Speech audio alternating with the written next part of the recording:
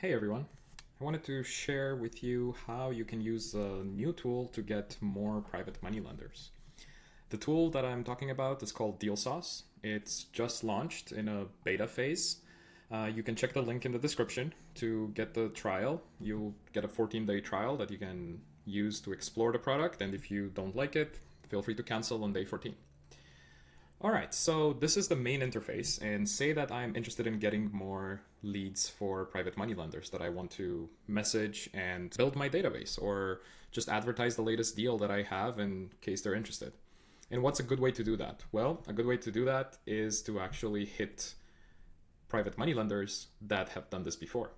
And this is the new capability that I haven't seen another software allowing you to do, but you can do it in DealSauce. And I want to spend a few minutes today to show you how you can achieve that. So here it is. From the main board, you will look for, keep in mind, this is still beta, so it shows under fix and flippers here. I'm sure they'll fix this. But when you do that, you will see the lead types here. One is flipper, the next one is landlord, and you have note holder and private lender. There's a bit of a distinction between a note holder and the private lender that we'll cover in a minute, but say that we're interested in private lenders. And you also have to specify a location. So I'll do Seattle, Washington, because I used to live there and I know there are a lot of people with money there. So yeah, here it is, 235. Let's see what we got. All right, so we have a list here of private money lenders, companies and individuals. And right off the bat, we can see that it's sorted by the numbers of deals funded. Let's actually change it and look at the average deal price. These are some big numbers over here. Let's explore one of them. Let's see if we can find an individual here with more than one deals. And we can actually use filters here. We can say total deal funded, deals funded. Let's say someone that has funded at least 2 deals. That would be interesting for us. Okay. All right, let's pick William here out of Edmonds, Washington, close enough to Seattle.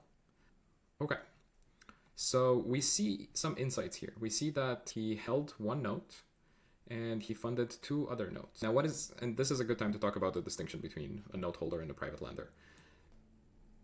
Note holders are people who actually buy the notes or deeds of trust. So assume that you are a lender and you have a deed of trust against the property as security. Now, note holders are investors who are actively buying those notes.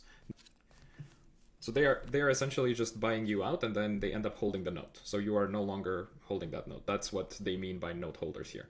Whereas private lenders are just people who lend money privately, and they don't engage in, or they might, like this guy, engage in transactions with those notes.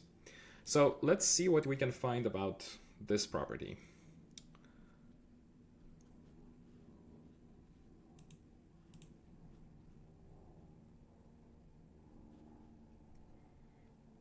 Okay.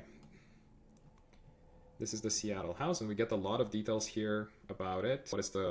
You'll see here the DealSauce value. This is an equivalent of the Zestimate. They pull different data sources to this and to compile this information.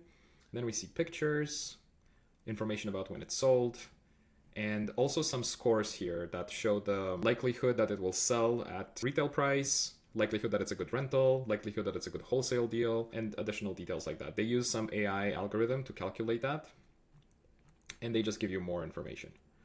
All right, so here we are under the loans against this property. Again, one of the nice things is you see everything in one place, right? You don't want to switch around multiple different applications.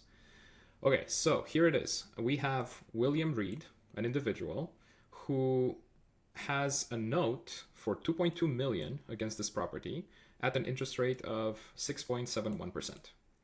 And the date that this was recorded was July 2023. So this might be a good potential lender to reach out to and ask for more information or to advertise your deal.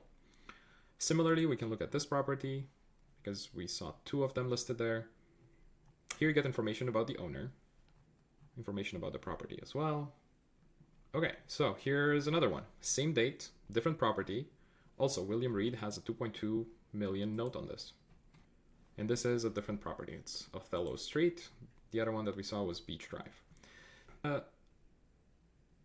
This is an opportunity to get this information, skip trace these folks, add them to your CRM, and start marketing to them, or start a conversation. Ask them if what kind of properties they're, you can already see the types of properties that they've lent on.